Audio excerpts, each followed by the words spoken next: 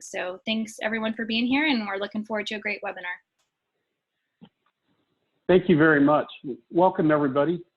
We are so glad you're with us today. So what we're talking about is the CARES Act and how it's going to impact NETA. And it's going to hopefully impact you in a positive way, but it's going to require some advocacy on your part to make that happen.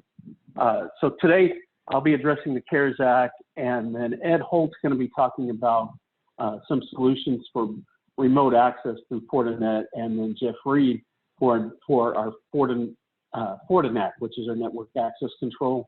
We're finding out as we talk with schools across the nation, and now that class is canceled, you've had to, because of COVID-19, you've had to do something nobody's ever done before. You've had to pivot and go from standard brick and mortar learning, some people doing one-to-one or one-to-three, to very quickly to one-to-one. And never in the history of education has there been such a quick and rapid transition, which reminded me about the man in the arena. And each of you are in this place. So are your teachers, your administration. And I just think it applies. President Teddy Roosevelt gave this quote as part of a speech in France many moons ago. And it goes, "It is not the critic who counts, not the man who points out how the strong man stumbles or where the doer of deeds could have done them better.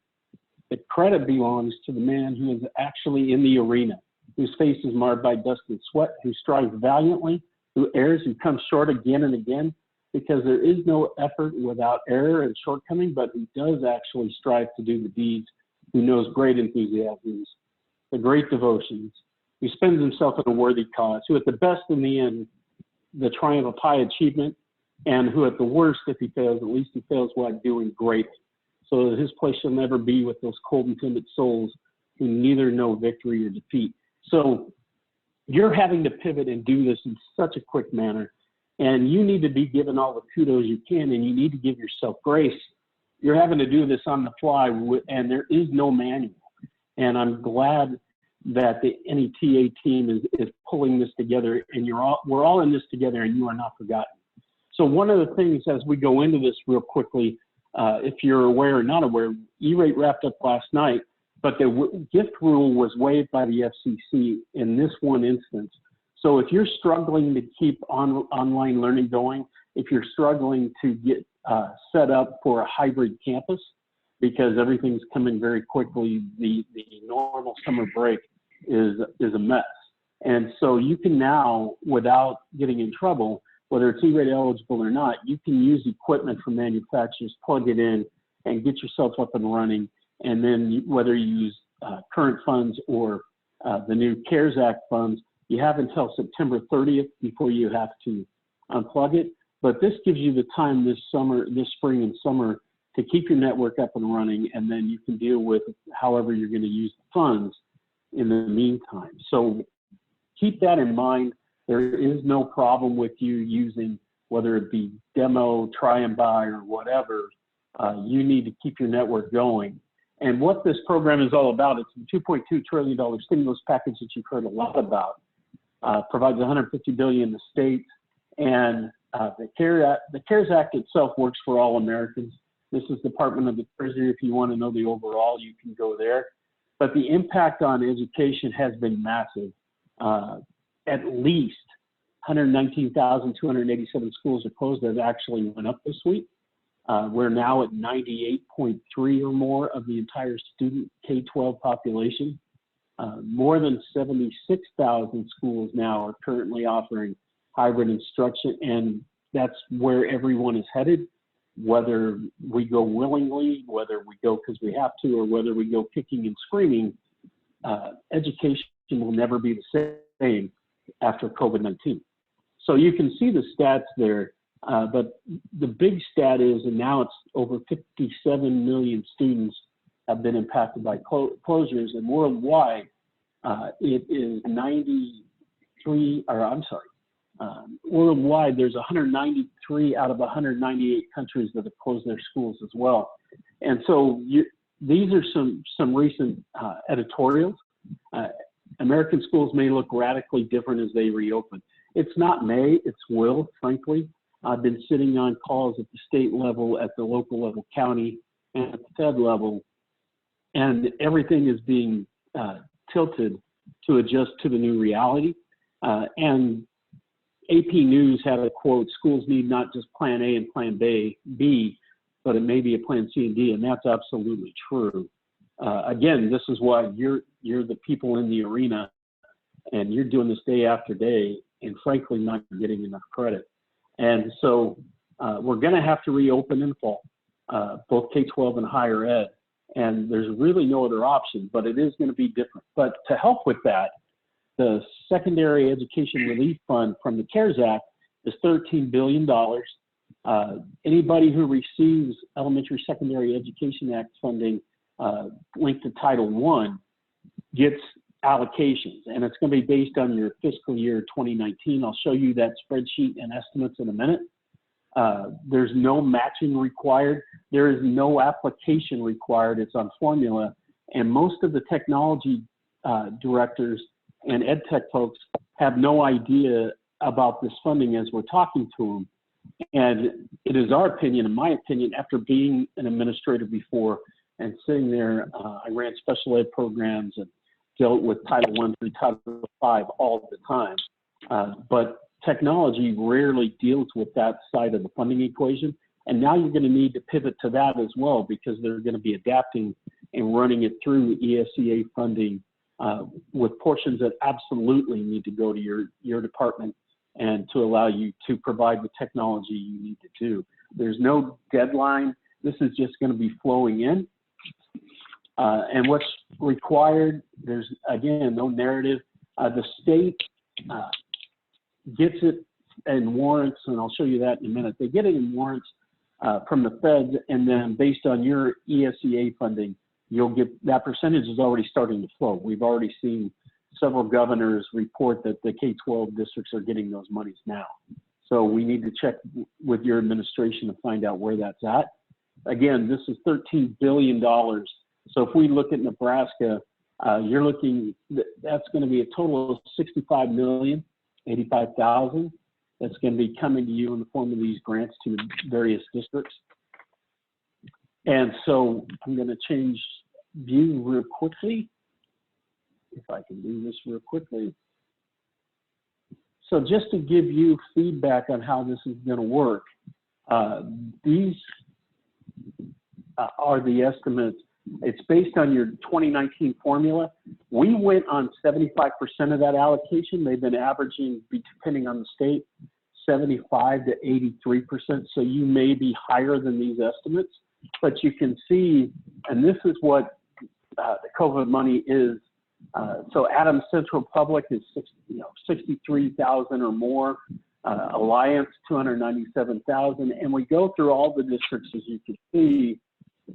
There's some very good sized numbers. 514 for Columbus. That's actually, estimate these to be higher, but we like to be conservative. About $1 million for Fremont and Grand Island, a little over $2 million. So we'll provide this spreadsheet for you to have as an estimate.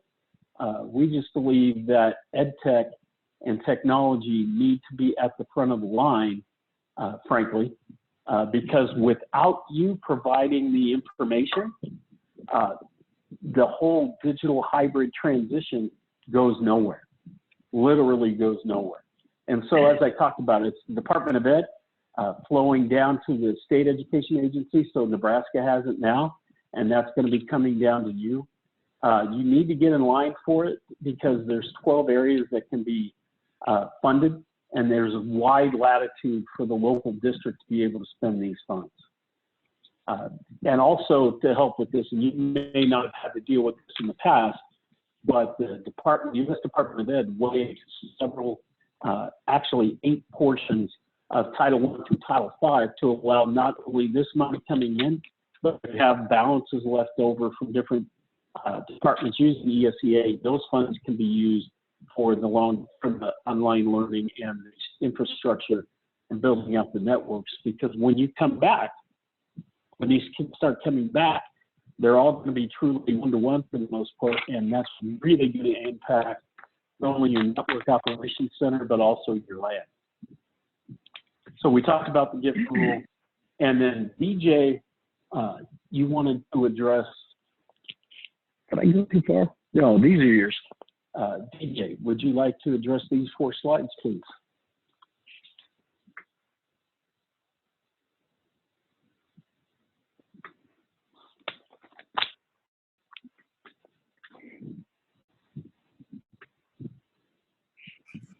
Let me try this one more time. There you go. Okay. Can you guys hear me okay? I can hear you. All right, thanks, Ed. I'm having a little bit of audio issues, so hopefully this doesn't sound as weird for you guys as it does for me. Yeah, so I actually went out to the Nebraska Department of Education website and just wanted to kind of identify some of the challenges that we know are facing K-12 districts. The first one actually was, and again, this was taken right off of the Nebraska DOE website, but right here it shows 491. I actually went out and double checked that this morning, and it was up to 829 reported incidents. So the information I pulled in here is matching what you would see on the Department of Education website. But really, there's been 829 reported incidents of cyber attacks in schools since 2016 for K-12. So a lot of this is based on the fact that education landscape has been evolving, and the use of technology, moving from one-to-one deployments to this new landscape that we have today, which is based on online learning and remote education, or distance learning is what we're calling it here in Elkhorn. But with all of this, everything that's going on, school districts still have to balance privacy protections and data security while maintaining compliance with federal and state law. And we'll talk about that briefly on the next slide. I don't go into a ton of detail, but there's a lot of competing restrictions. So, and last but not least, we all know that districts have limited resources and budgets. So with that in mind, I just wanted to show or highlight these federal and state privacy laws. If you go back for just 1 second, Jeff. I'm sure this is something that everyone has seen before. FERPA, COPA, HIPAA.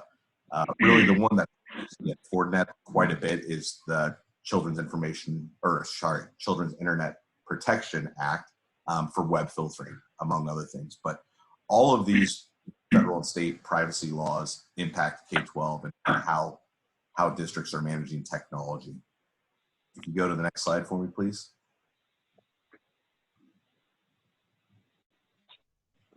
Thank you.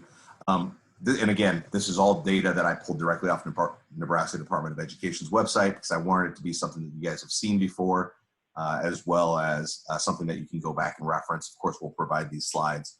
But again, the DOE site highlights 2 main risks that school districts need to be accounting for. And these are technical risks like hackers and also human risks. And then the website proceeds to touch on each of these and how, and you give some recommendations to the districts. So addressing physical security. And, since we are Fortinet, I do have to mention briefly that we do have a solution for physical security that includes object identification, object recognition, network security. I'm guessing that most, if not everybody on this call has a FortiGate in their district for network security. We do have additional solutions that Ed will be talking about briefly, so too far into that. Secure connections, that's also something that Ed will touch on a little bit. Patch management is a solution that we have, and many districts in Nebraska have FortiClient with EMS, which does patch management. But then we also have our 2-factor authentication solution.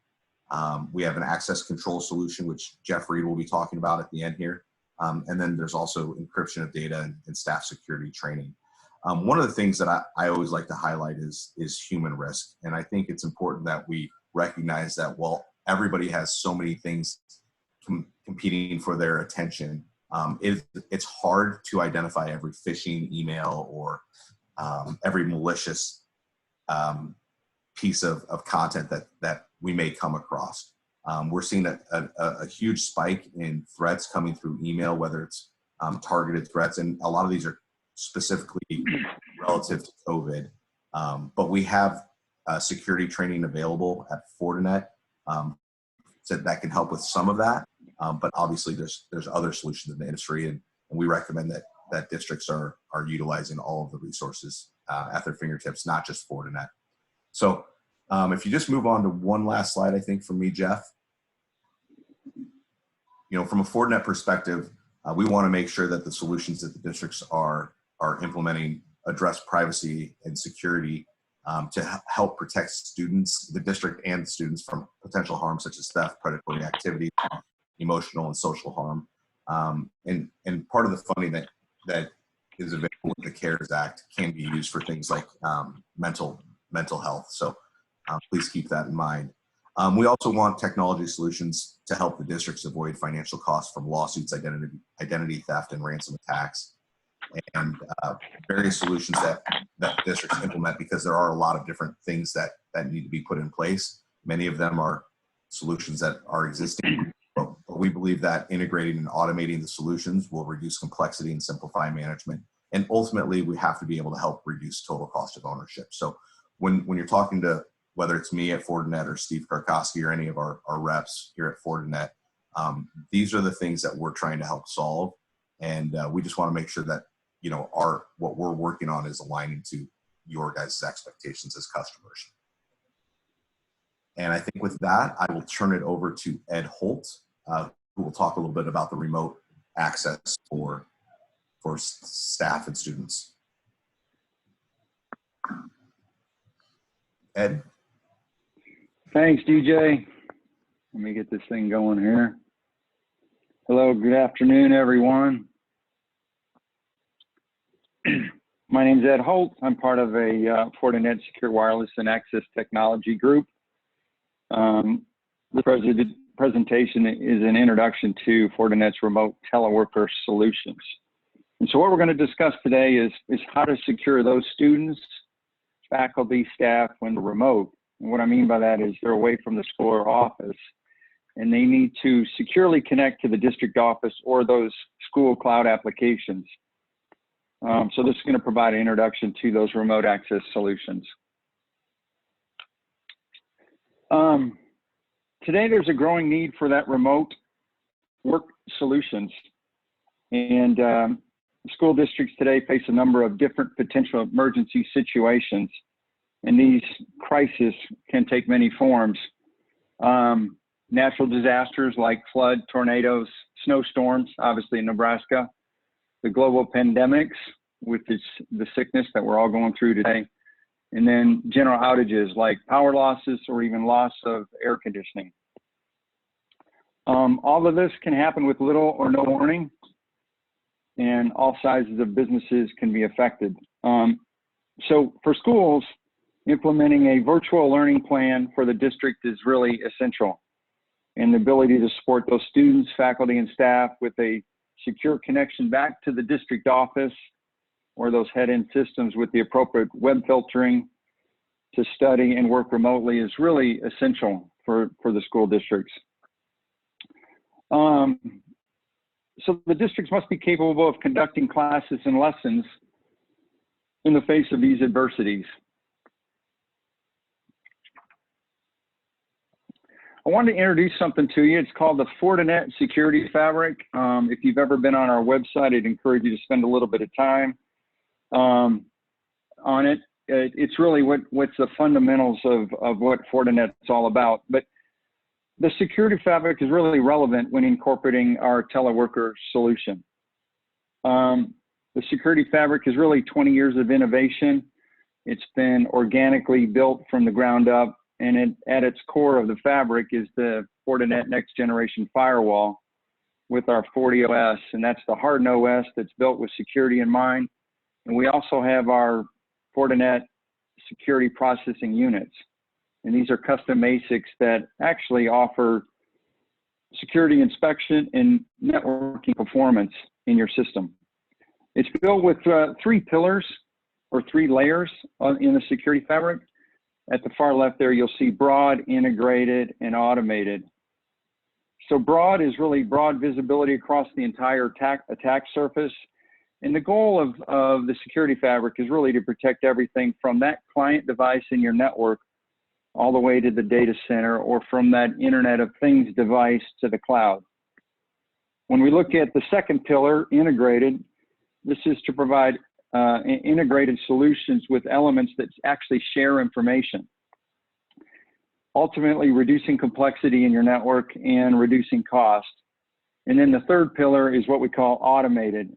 And these are systems that enable automated responses to issues that need immediate attention or remediation. So it's automatically done. With the security fabric, all the devices in the district include the devices connecting remotely too. So the security fabric can set up, monitor, manage, and configure all from a single pane of glass and with zero-touch deployment. So again, as I mentioned earlier on this slide, is if you get a chance, spend a little time learning more about our security fabric. I think at the end, you'll find it's a winning combination of security effectiveness, high performance, ease of use for the district. Your total cost of ownership will be reduced, and it'll be of great value to you. So now we're jumping to what we call elements of a teleworker solution. And in the picture here at the far left, we've got your K through 12 district office. This is kind of where all your head-end systems are. And then on the far right, we've got what I would say is the different types of remote users. And we have a general roaming user, which I think everybody in the district would fall into this category. There's what we call power users, and then super users. And what I want to describe each one of these users and then go into examples of how this is all set up. So if we look at the general roaming user, this is a setting that we use for really all the students, the faculty, and staff while they're working away from the school. They can work from home. They can work at any remote location like a coffee shop. Maybe a student can be at a friend's house studying. A teacher could be at a hotel or even at an airport. So everyone in the district would have this setting. It'll give them ability to get connected to the, what I would say, the learning management system, maybe Google and Education, their email, their online teleconferencing such as Google Handouts, maybe Microsoft Teams. And I know a lot of the schools now are using Zoom conferencing, and then obviously file sharing. This can also be the what I would call the remote setting for even the power users, which we're going to describe here in a minute, and the super users when they're roaming or away from the school district too, so they can take advantage of that. If we look at the power users, these are users that really need to be on the network, more consistently on the network. They may have a variety of devices, so laptop, phone, tablet, and they need to be connected for an extended period of time. They're not just getting on and getting off the network, maybe like a student or maybe a teacher would be. They have to have an always-on connection, maybe back to the head-end firewall, which is the FortiGate. And these examples would be people at the district that are support technicians, network admins, and then maybe administrative staff. So let's just jump to the third user here that I wanted to describe. These are super users. And these are users that have what I would say is elevated credentials. And they get actually access to the business systems or the critical business systems at the district. Their work activities are really need to be highly secure. These are type of people that are maybe network admins. These could be emergency personnel, superintendents, principals. And their solution effectively turns their location or their remote site into almost like a branch office. And so what I'd like to do now is show you some of the details of these different type of environments. Let's start with head end. This is what we would say is the district office. And these are some of the components that you would have you know, at your district office. And then what we'll do is we'll look at the remote users. As talking to DJ today, he said most of the people that might be on this call have a next generation firewall from Fortinet. They may have Authenticator and they may have FortiAnalyzer. All these products here are independent. You don't have to have them all, but if you did, that would be great. But I wanted to describe all of them that can share information through that security fabric that I mentioned earlier today. So when you talk about the FortiGate or the next generation firewall, that's going to provide that secure VPN tunnel for those remote users back to the FortiGate. It's going to handle all your firewall policies, your traffic shaping, and even application control. The second head-end component that you might have is what we call a FortiAuthenticator. That's what we call our user identity and role-based access.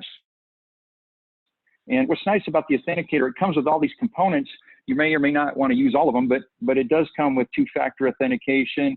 It can manage our tokens, and we'll talk a little bit more about that. It can act as a radius server.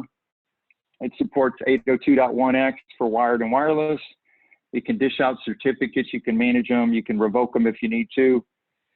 It integrates with Active Directory and LDAP. It provides that single sign-on. So once you log onto the network, you've got that single sign-on. You don't have to log in multiple times. It also provides guest access. And then if you wanted to do a BYOD type system or management, it does that. So it's a really, really cool product, and a lot of our school districts have it. I want to mention that our FortiAPs and FortiSwitches, these are really extensions of the gate. Both the VLANs on the FortiGate can be pushed down to each of the switches. The SSIDs can be managed by the FortiGate, and we can apply security policies to them. And we're the only vendor that can do that. So I'd sure love to talk to you more about that if you have an interest. FortiClient is our endpoint protection. And this is where it's a SSL or VPN connection back to the FortiGate. That actually can be downloaded free at FortiClient.com. But FortiClient does a lot more than that if you want it. It can do antivirus, web filtering, vulnerability scanning, and it can protect those students when they're on and off the network. Let's jump to FortiManager. So you may not need this, but if you had a lot of FortiGates in your network and you want to manage them all from a single pane of glass, you could do that. And then behind the FortiGate, the FortiManager could actually manage our switches and APs. One product that I would think most of you guys have is FortiAnalyzer. This is a cool product that really does all the logging, reporting, and compliance tool. And that's what it is. And then FortiSIM is security information and events management. And then FortiCASB is our cloud access security broker. It's really designed to give you visibility, compliance, data security, and threat protection for those cloud-based apps when the students actually connect to the cloud. So these are just some of the items that you might have back at the corporate office. So now what I want to do is kind of move and look at those three different users that we talked about that I introduced you to. So just as a reminder, there was the general user, the power user, and the super user. So what I want to do is really kind of mention what the general user was. And this is the user that's remote, and they really want to connect back to the corporate office or the cloud applications over the internet. Again, there's three technologies. We have the secure VPN. So that's a free download like I was telling you about, two-factor authentication, and then our cloud access security board. So this is a student that might have a laptop or a mobile device, maybe a tablet, and they're going to have a VPN connection back to the FortiGate. There's SSL VPN, which you can get that from really any browser. You could use that, or you could use IPsec VPN, which is really what we call FortiClient Fabric Agent. Again, you can download that for free over FortiClient.com. The second type of connection that you really want to be secure is what we call 2FA, or two-factor authentication. And we have a product called FortiToken. And this is a token. They can be physical fobs or key fobs that provide a number to you that you can enter into the system, or a mobile token. Here at Fortinet, we use the mobile tokens. And what it is, it's an application that delivers a one-time password generator. And you can actually get this on the Apple Store or Google Play Store. But really the way it works is no matter what device you have, iOS, Android, or Windows device, when you log on to the network there at the school district, you're going to enter your user ID and password. That's something that you know. But when we talk about two-factor authentication, we actually have something that you don't know. And that's what FortiToken is going to do. It's going to pass you a code or a serial number that you need to enter into the system so that when you get on, we know who you are and you're a validated user on the network. The other thing that it can do too is we want to talk about what we call split tunneling. So not all the traffic, you don't want to send all the way back to the district office to the FortiGate and then send out to those cloud-based applications. We actually have an ability to do split tunneling. And so we can actually, instead of hairpinning all the traffic back to the district office, you can actually send those applications or connect to the cloud and, you know, work with Google for Education in the cloud. And so that just makes it more efficient and proficient and, you know, that kind of thing. So that's the general user. This is probably 100% of your people in the school district would have something like this. Let's move on to what we call the power user. And again, as I mentioned earlier, this is a power user, somebody that might need to be on the internet or need a connection for a longer period of time, or maybe even have more devices on the network. And what we've actually done at that remote site is given them a 40 AP. And the AP can actually do an encrypted tunnel back to the FortiGate at the district office. If you had 40 APs at the district office and you were broadcasting an SSID, the same SSID would be broadcasted at the remote site. And so it'd be just like you're there right at the office, but it would be a connection over the internet. The second thing is we still have 40 tokens, so you still have that two-factor authentication to get on, and we also allow that split tunneling capabilities that I'd mentioned earlier. So this was what may be a power user, and they've got that direct connection back to the FortiGate through a wireless connection. Let's just jump to the super user.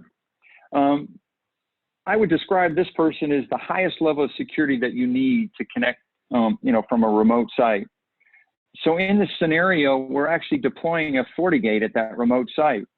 The FortiGate's going to do the secure VPN tunnel back to the main FortiGate at the district office. But at the local site, it's going to be able to provide those firewall policies, traffic shaping, application control. You still have that two-factor authentication with the 40 token. You can still get that split tunneling effect and be able to go to those cloud SaaS applications. What's really cool about it is this would be great for your network admins, like I was telling you, your superintendents, your principals. You could also add, Ethernet off that FortiGate or the Forti Wi-Fi, a Forti phone. So if you had a phone at the district office and it rang there, it could easily ring at the remote office too at the same time. And then you could have a 40 AP if you needed broader Wi-Fi coverage at that remote site. But this is what a super user might have, you know, in the teleworker solution. This is, I wanted to kind of give you something that's really neat, and this is a benefit that's in every one of the FortiGate next generation firewall products. So on the far left, we have the different models. These are our smaller models here, a 100E, and then all the way up to our 2000E and some of our larger FortiGates. I want to show you how many concurrent IPsec VPN tunnels that you can have back to a gate. So even in a 100E, a small, you could have 10,000 VPN connections or users connecting back. In one of our larger ones, you could even have 200,000. So a large school district with that many users could connect back. So it's massively scalable. The other thing is when we talk about manage the APs in tunnel mode, this is an encrypted tunnel right back to the FortiGate where the FortiGate will manage those APs. But you can see we can scale very, very large, from 32 APs with 100E all the way up to 4,096 tunneled APs with some of our larger FortiGates. What's cool is the FortiGates are built for capacity, and it gives you an ability to do this remote access right now, today, if you own a FortiGate. What I'm going to talk about now is if you need additional resources, or this is maybe one of the steps that you can do. If you go to Fortinet.com, you're probably going to see a remote teleworker solution right there on the front page. It kind of goes across. I think they're kind of advertising 4 different solutions. But if you don't see it, you can enter what we call is teleworker or teleworker and remote security solutions in the search bar, and you're actually going to come up with this little screen right here. If you click this, then it's going to bring you to a lot more information. And what I wanted to do is show you what that information is going to be. You're going to be able to see solution briefs. There'll be some more videos on our remote solution. For those techie guys, there'll be configuration videos, more technical documents. There's even some industry reports. And then it's also going to highlight kind of what I did today, more information on our general user, power user, super user. And then again, just as a quick reminder, if you ever wanted to download that VPN client, you can go to FortiClient.com. And again, that's free if you need it. FortiClient obviously does much more that I'd mentioned earlier. And so in closing, we have a teleworker solution. You guys probably have a lot of what you've already got in your network today. You can leverage that next generation firewall from Fortinet. It's going to extend the current infrastructure all the way out to those remote sites. You'll be able to, you have management tools already built in. We have some other tools that I mentioned in the presentation that are available to you. But at the end of the day, it's going to enable secure remote connectivity for that entire district. And so all your students, faculty, and staff should be able to get connected and be securely connected. That's really all I had today. I'm going to turn it over to Jeff Reed. He's our senior SE and in charge of our network access control technologies. Thanks, Ed. Appreciate that. I'm going to pass my screen over here, do some screen sharing, get my Zero Trust PowerPoint up, go through, and we're going to talk about some of the network access control. And this kind of tails on what DJ was talking about earlier with the secure access on the campus. And we're anticipating some changes, I think, in some of the, I guess, the footprint on the campus might be changing, you know, with all the remote access that we're doing. We might be bringing in some more one-on-one or one-to-one programs, more BYOD, those types of things. So a lot of schools already have a network access solution. So we'll go through here, and some of this should resonate for the folks that already have it. And just, you know, this is some of the things that DJ had already covered in much more detail about the CARES Act. So Ed talked about the Fortinet security fabric. Fortinet is part of that. And our piece in there really is more of the network access and some of the endpoint control. So, you know, trying to protect the teachers and student devices. Again, if we're bringing a different class of device onto the network now after the kids come back to school, or if we're going to a one-to-one program, we're going to have different types of devices. We want to make sure that they're kept separate. So we have the identities and things like that of who's on the network. And then NAC knows the combination of who and what. So we know that a teacher is on this device and a student is on that device. And maybe another device is just a camera or a phone. So we keep track of all those different types of devices and who. So that's pretty important in a zero trust network. Part of the entire Zero Trust are some of the things that Ed already talked about. FortiAuthenticator, we're using that for the tokens and two-factor authentication, radius authentication, SAML. Fortinet also does the user and device identification. We'll dig into that a little bit more here shortly. And Ed already talked about the two-factor authentication, 2FA for the Forti tokens. So these are all part of the products that I support, and they all tie in together through the security fabric. Fortinet specializes in visibility control and automated response. And I do a lot of work with K-12 customers doing POCs. We're testing that visibility part out. We really generally find a lot of new information about what's on the network that we didn't know it was on there, just going through the visibility part of it. And then control is when we get into that point where we're saying, we want to control where things are connecting into the network, what VLANs they get access to, trying to automate some of this so we can save a lot of time for the network engineering staff, allow them to focus on some of the more pressing issues that they have out there. And automated response is more of a security feature that takes into consideration some of the devices that maybe have an indication of compromise, that FortiAnalyzer, FortiSIM, or any other device, SIM or IPS in the market out there that can talk to us. So part of the process is this live inventory of network connections. In the middle section, you can see that there's time, location, what, and user. So we keep track of time of day. The location would be a switch port or an SSID, an access point. So we know when somebody connects into a switch port, they connect in, or a device connects in. And what is it? So the fingerprint of the device, is it an iOS device? Is it a Windows machine? Is it a Windows machine that we own, or is it a BYOD device? And then we're doing, for the devices that have a user sitting on that machine, so a laptop, a Chromebook, we are determining who the user is currently logged into that machine. And we're using that in some of our policy decisions. So a lot of the automation process, if you look at the top part, isn't just users, it's devices. And this is where we can save the network administrators a lot of time. So we're seeing a lot of schools and I have a lot of customers in different industries that are adding a lot of cameras to the network. So in Fortinet, we profile the cameras that they have today. So let's say you're using Axis or Bosch or 40 cams, and we profile, and your facilities group says, hey, we're going to go out and add 20 new cameras to the network today.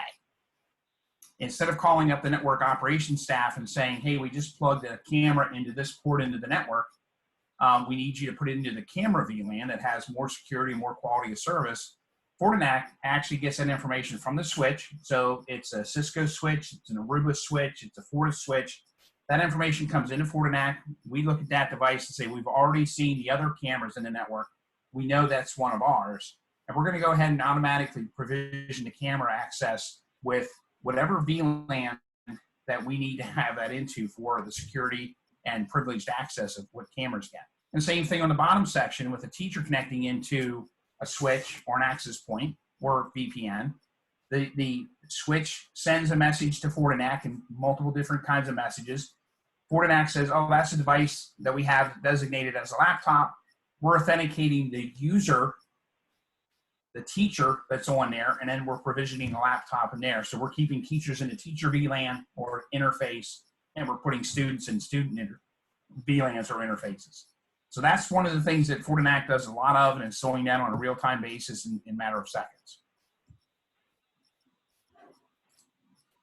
Zero trust deployment best practices. I go through a lot of this with customers in a POC environment. So a lot of customers, we do a demo, show them what this looks like in real time in my network, my lab, and then we deploy it in their network to show them how this works. So generally we're doing visibility first, and that's discovery of the network equipment. So I don't care what kind of network equipment. This isn't a Fortinet only solution. So if you have Cisco, HP, Brocade, Juniper, all those different types of network devices, we'll be able to discover that environment, identify all of the endpoints on the network. So we're seeing every single MAC address that's in your network through this discovery process.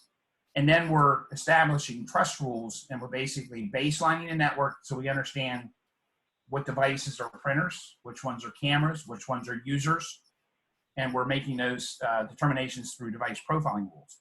Generally, the next step that we go through is automation, because we want to save time while increasing security of the network.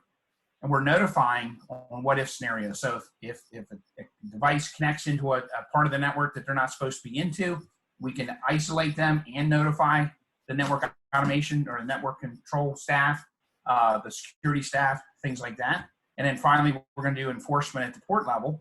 So if somebody comes into an SSID and connects, we're going to make sure they get into the appropriate VLAN. If they connect into one of your switch ports, we're going to make sure they're in the appropriate VLAN. And we just continue to do that circle, identify, monitor what's going on, enforce all of the different network policies that you might have deployed. The use case, and I've deployed Fortinet in K through 12 for well over 15 years now, back before it was a Fortinet product. So a lot of experience in K through 12 networks. So typically what we see is we have a data center. Sometimes that's in the admin office. Sometimes that's in the high school. I've seen them in any number of schools out there. Typically we have fiber connections out to the different campuses, and we have stacks and stacks and stacks of switches, a lot of access points, and there's a lot of places for the devices to connect into the network. What Fortinet does is we discover the network, so we understand what's plugged into every switch port. We understand what's connecting to every access point, and we have a lot of rogue devices show up generally in the beginning of the semester, the beginning of the school year. Rogue devices come in, we run them through the Fortinet Capita portal, and it turns into students and teachers and contractors and all kinds of different things. So that Fortinet Capita portal we've been using for a long time, both in K through 12 and higher education, to onboard tens of thousands of different devices, students and things like that over a couple day period. It's designed to be low maintenance for the IT staff. There's a lot of feedback to the students if their Windows devices are not up to date or they have a device that's not allowed on the network. We have all that covered in the Capita portal. Staff and teacher remote access, to add to what Ed talked about. There's some leverage in here for Fortinet to help in some of these scenarios as well. I don't have it in the picture here, but we've been doing some testing with Fortinet in the concept of NACing VPN tunnels. So if you're concerned about what devices are getting access to the school network and you're concerned that they might not be compliant with maybe Windows updates or a valid antivirus, let's talk about where we can fit Fortinet into this process. And that's it. I'll pass it back to Jeff Jennings.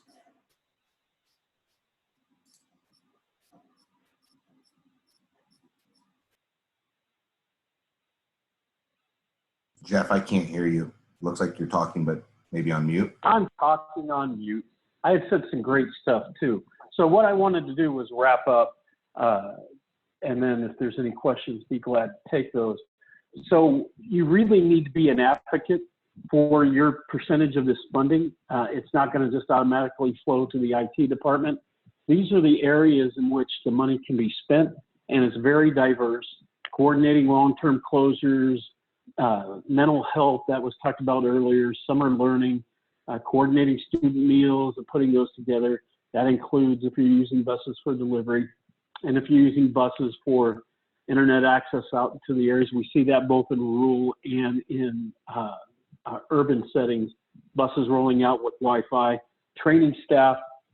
But the two in blue are really, they're both called out in the act, in the law, necessary for individual schools and online learning, providing those resources, and then the overall technology. So absolutely, you need to be included in that funding and have a seat at the table.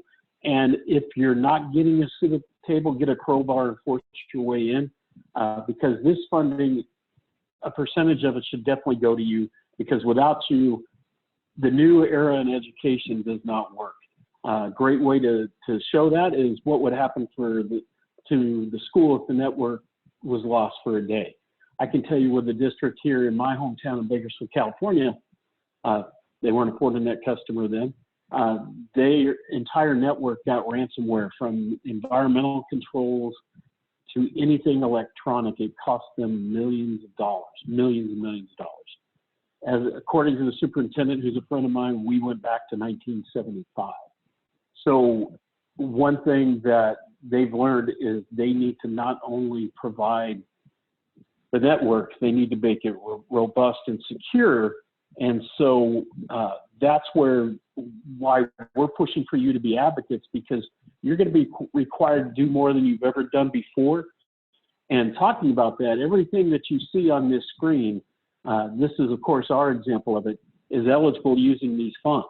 So any project and every project that you've been waiting for next year for E-rate, or if you just purchased with E-rate, by the way, you can use some of this funding to pay your E-rate percentage on your equipment. If you did a category 2, you can definitely do that. If you need to buy hotspots, you can definitely do that. But what we recommend is, this is a good example of everything you're dealing with. You've got the data center or not. You've got the local area networks that are going to be affected when all those devices come back on campus and those access points start getting hammered, plus whatever's in the child's pocket. Again, Fortinet is a great solution for that, to the end user, and then for the NOC operating center and everything in between. And one thing that I wanted to bring up real quickly is we're seeing a huge complaint from teachers unions about teachers having to use their own cell phones and home phones to be able to keep in connection with the school district and learning online, connecting parents. What we've seen a stampede of requests for is our FortiVoice product, along with the soft phones that can be put on the teacher's devices. We're getting hundreds of calls each week for that. And so those are all covered. Everything on here is covered. By the way, adding more devices that's going to hit your operating costs long term. One of the things you can do is let's say you've got FortiCare or whatever subscription services that you need to cover as well. You can get a 5-year quote and then cover that money up front with the COVES money, and then that doesn't hit your operating budget in this coming year, the year after, the year after, the year after, and so forth. So definitely put a quick plan together, because the money's here, and you need to be first in line. So with that, if there's anything or any questions we can answer, please let us know. DJ Jeff, runs the region. Yeah, Jeff, go ahead. We did get one question, and it was, how do you get in line for the funding? Can you talk about that? I know you touched on it briefly, but maybe not as clear as we'd like it to be. Sure. So I'll give you a perfect example. So in Georgia, Florida, I've had about 25 calls, and what we're having the IT team, the IT director, CTO, whoever's in charge, take this. We send them the slides, and then we send them the spreadsheet. And like I said, it's probably going to be a little bit more money because we went conservative. And have you get to the, whether it's the superintendent, assistant superintendent, CBO, and talk about why you need X amount of dollars from these funds, because the meals program is going to go after it, the curriculum people for catching up this summer, everybody's going to get in line. Not very many people really know what it's coming for, and traditionally IT never knows anything about ESEA. You are absolutely a part of the spending that they can choose to use and they should use. And if they're not, we've got bigger issues. And we would be glad to, I've been an administrator, I'm on calls all day long with administrators talking about the effective use of the funds and how to go forward and how to protect. And we've had a big issue with schools getting broken into that are closed down, and they weren't aware they could put security cameras up and the photo recorder and the photo cam. So you need to be talking with the administration right now before every other department head gets in front of you. And when you do, the play and the message is very, very clear. To be able to keep this new hybrid network running, they need to be able to fund what you need. And that's what I mean by getting in line first.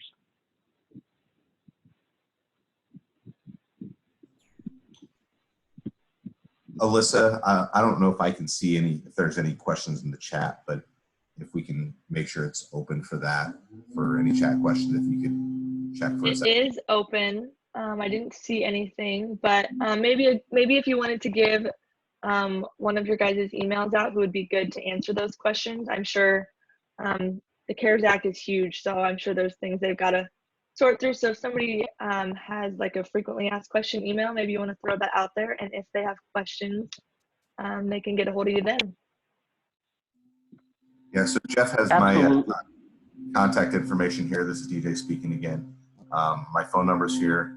I'm the account manager for Nebraska, and Jeff has been working with E-Rate for 23 years. So if you have questions about E-Rate, if you have questions about the CARES Act, Jeff is my go-to guy for this stuff, and he does this all day long. So he's a great resource for me, and he's available for you guys as well as customers. If we haven't gotten any questions, I just want to take one last second to thank you, Alyssa, with Strive, and Julie with NETA. We appreciate everything that you guys are doing and making this available to us to communicate with a lot of our existing customers and maybe some new potential customers. We appreciate everybody's time. And again, if anybody has any questions, please feel free to reach out to me directly. My contact information is here on the board, but I know we're past our time, I think, by about 5 minutes, so I apologize for that. No, yeah, thank you guys very much. We're really happy to have you guys doing one. Just some housekeeping from our end. We will, like I said, these webinars are going to keep going through the summer. So you can keep an eye out for our next one on May 14th. We have Kate and Jody. I can't remember exactly what their title is, but they will be presenting the next one. So keep your eye out for those registration links, and we will hopefully see you all there. Thanks, everyone. There is a question in the chat before we jump off quick. I guess I just saw, will the link to the slides be emailed out? And yes, we can get those to everyone who participated today. So thank you. Any other questions, I guess? Okay. Perfect. Right. Thank you, everyone, for attending this afternoon. We really appreciate it, and we wish you all well.